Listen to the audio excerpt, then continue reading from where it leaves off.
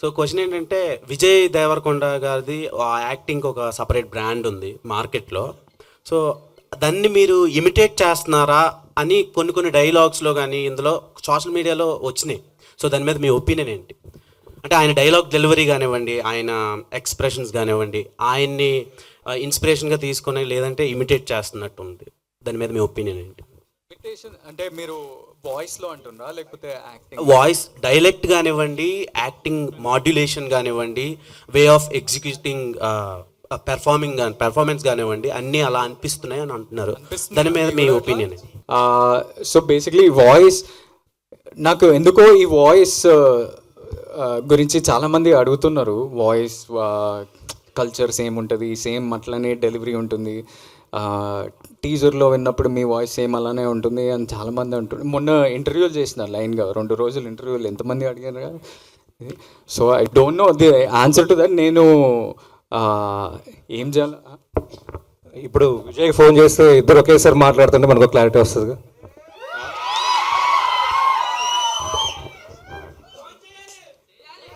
అంటే మీరు అడిగితే సరిపోద్ది కదా, నేను నీలా యాక్ట్ చేస్తున్నానా బ్రో అని చెప్పి అడిగేస్తే ఆయన చెప్తాడు కదా అవును లేదు అని ఆయన చెప్పేస్తే సరిపోదు.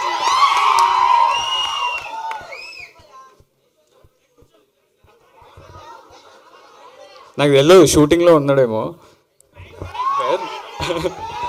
Put on mic. Basically the question that I'm continuously getting ఆస్ ఫ్రమ్ లాస్ట్ 2-3 డేస్ అండ్ ఇప్పుడు కూడా అడుగుతున్నారు.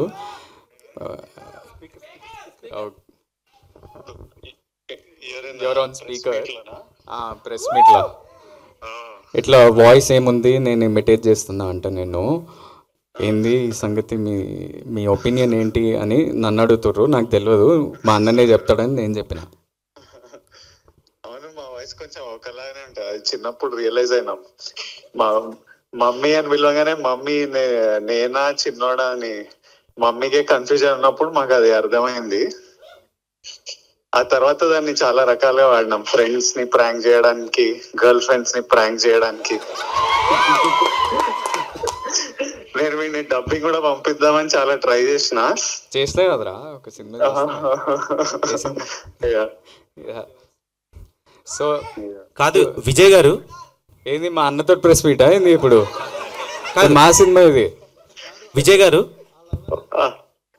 ఏంటి క్వశ్చన్? విజయ్ గారు క్వశ్చన్ ఏంటంటే మీరు గమ్ గమ్ గణేష్ ట్రైలర్ చూసారా? నేను ఇప్పుడే చూసి ఇప్పుడే మా టీమ్ కి మెసేజ్ పెట్టినా పోస్ట్ చేయమని. ఎలా అనిపించింది మీకు? ఎంజాయ్ చేసిన, చాలా చాలా ఫన్ అనిపించింది. ఆ కన్ఫ్యూజన్, కేయాస్, కామెడీ, తర్వాత ఆనంద్ యాజ్ అ పర్ఫార్మర్. అంటే ఐ ఫీల్ ప్రౌడ్. తమ్ముడు మంచిగా చేస్తుండు, వాడే మొత్తం చూసుకుంటుండు. So I feel very happy. Waiting. మీరు ప్రాంక్ చేసిన ఆ లవర్ ఎవరు? ఆమె రియాక్షన్ ఏంటి? ఆమె రియాక్షన్ అంటే మీరు చేశారా ఆయన చేశాడా? ఆయన లవర్ని మీరు చేశారా? మీ లవర్ని ఆయన చేశాడా? నాకు లవర్ లేరండి. అంటే మీరు అండర్స్టాండ్ ద క్వశ్చన్? నాకు ఇంపేర్లే క్లియర్ గా మళ్ళీ చెప్పండి ఒకసారి. అంటే ఫ్రాంక్ ఎవరిని చేశారు? ఎవరిని చేశారు, వాళ్ళ రియాక్షన్ ఏంటి? అదే గర్ల్ ఫ్రెండ్ ఫ్రాంక్ చేశారన్నారు కదా, ఎవరు గర్ల్ ఫ్రెండ్, ఎవరు చేశారు, ఎవరు ప్రాంక్ చేశారు, వాళ్ళ రియాక్షన్ ఏంటి?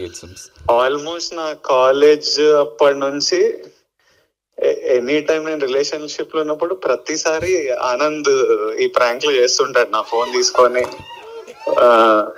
వాట్సాప్ లో వాయిస్ నోట్లు రాగానే వాయిస్, లేకపోతే ముందు వాయిస్ నోట్లు లేకపోతుండే కదా, ఫోన్ కాల్ వస్తే ఊరికేనే ఆనంద్ ఎత్తి మాట్లాడి అట్లా ఊరికే ప్రాంక్ చేసేటోళ్ళు.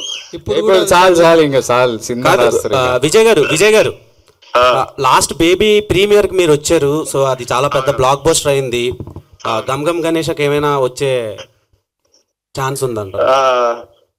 ఐ వుడ్ లవ్ టు, కాకపోతే నేను వైజాగ్ లో షూటింగ్ లో ఉన్నా. ఏం షూటింగ్ అండి?